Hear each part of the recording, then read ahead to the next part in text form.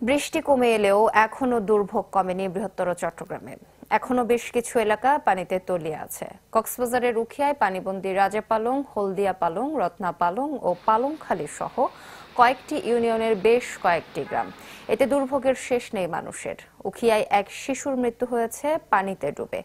এছাড়া মারা গেছে বেশ কিছু গবাদি পশু। রাঙামাটির বাঘাইছড়িতে এখনো পানিতে তলিয়ে আছে বেশ কিছু এলাকা। কাচালং কলেজ কেন্দ্রটি পানিতে ঢুকে থাকায় আজ থেকে সেখানে অনুষ্ঠিত হচ্ছে না এইচএসসি পরীক্ষা। এছাড়া খাগড়াছড়িতে প্রশাসন বরাবর সতর্ক করলেও সরছে না পাহাড়ে ঝুঁকিপূর্ণ অবস্থায় বসবাসকারীরা।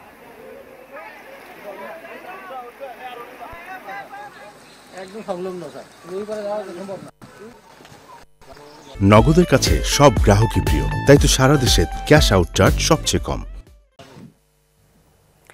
দর্শক, বন্যা এবং জলাবদ্ধতার খবর জানাবেন আমাদের সহকর্মীরা। প্রথমে যেতে চাই কক্সবাজারে, সেখানকার খবর জানাতে যুক্ত হচ্ছেন সহকর্মী আজিম নিহাদ। আজিম।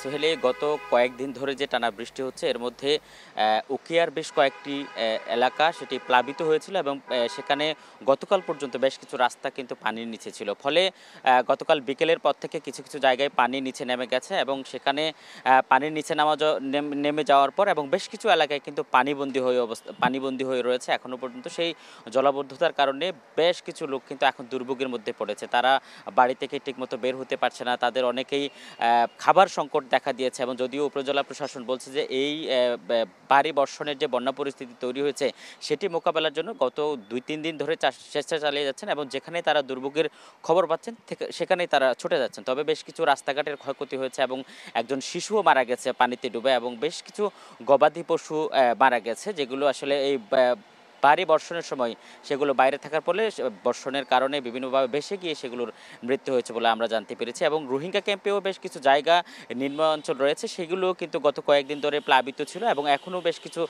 ঘর বাড়ি কিন্তু পানির নিচে রয়েছে। ফলে এই বর্ষা আগামীকাল এবং আজকে এবং আগামীকাল যদি বৃষ্টিপাত না হয় এবং পরবর্তীতে ধীরে ধীরে পরিস্থিতি স্বাভাবিক হবে বলে আশা করা হচ্ছে। সোহেলি। আজিম, ধন্যবাদ আপনাকে। দর্শক, এই মুহূর্তে আমরা রাঙামাটির পরিস্থিতি জানবো। সে খবর জানাতে আমাদের সাথে যুক্ত হচ্ছেন সহকর্মী জিয়াউল হক। জিয়া।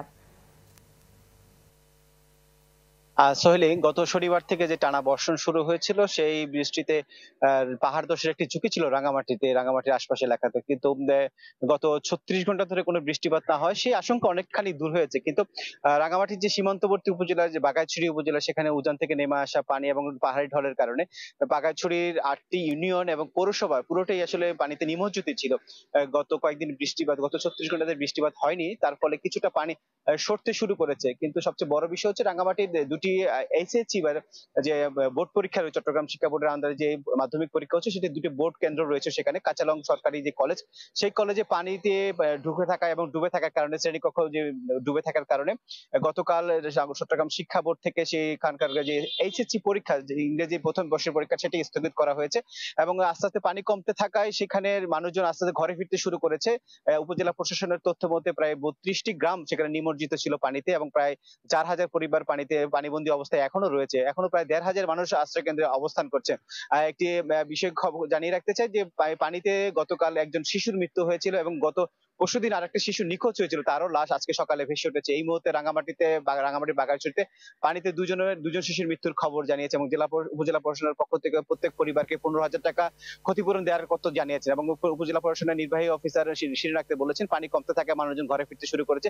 বৃষ্টিপাত না হলে পানি দ্রুত কমে যাবে বলে তিনি প্রত্যাশা করছেন। সোহেলি, এ ছিল রাঙামাটি থেকে সবশেষ তথ্য আমার কাছে। সোহেলি, যে টানা বর্ষণ এবং যে বৈরী আবহাওয়ার একটি সতর্কবার্তা রয়েছে আবহাওয়া অধিদপ্তর থেকে, এরপর কিন্তু আমরা দেখেছি গত 30 জুন থেকে পাহাড়ি জনপদ খাগড়াছড়িতে কিন্তু যে ভারী বর্ষণ, সেই ভারী বর্ষণ চলছিল এবং গতকাল পর্যন্ত কিন্তু খাগড়াছড়িতে থেমে থেমে বৃষ্টি ছিল এবং তার আগে 2 দিন কিন্তু ভারী বর্ষণ ছিল। সেই ভারী বর্ষণে খাগড়াছড়ির সদর, মাটিরাঙ্গায় বিভিন্ন জায়গায় আমরা কিন্তু পাহাড় ধসের চিত্র দেখেছি এবং এই নিয়ে কিন্তু প্রশাসন এবং স্থানীয় জনপ্রতিনিধি যারা রয়েছেন, পৌরসভা, ইউনিয়ন পরিষদ, তাদের কিন্তু তৎপরতা আমরা চোখে দেখেছিলাম এবং যারা ঝুঁকিপূর্ণভাবে বসবাস করছিলেন তাদেরকে সরে আসার জন্য কিন্তু তারা নানাভাবে কিন্তু প্রচারণা কিংবা গিয়ে ঘরে ঘরে গিয়ে তারা মানুষকে সতর্ক করে এসেছেন। তবে সেই ফলাফল আমি যদি বলতে চাই, তবে সেটি কিন্তু বরাবরের মতো শূন্যই বলা চলে। কারণ হচ্ছে প্রশাসনের এত তৎপরতা, এত কিছু বলার পরে কিন্তু মানুষজন কিন্তু যে ঝুঁকিপূর্ণ বসতি, সেই বসতিতে কিন্তু তারা সরে যাচ্ছে না। আমি এখন আছি খাগড়াছড়ি শহরের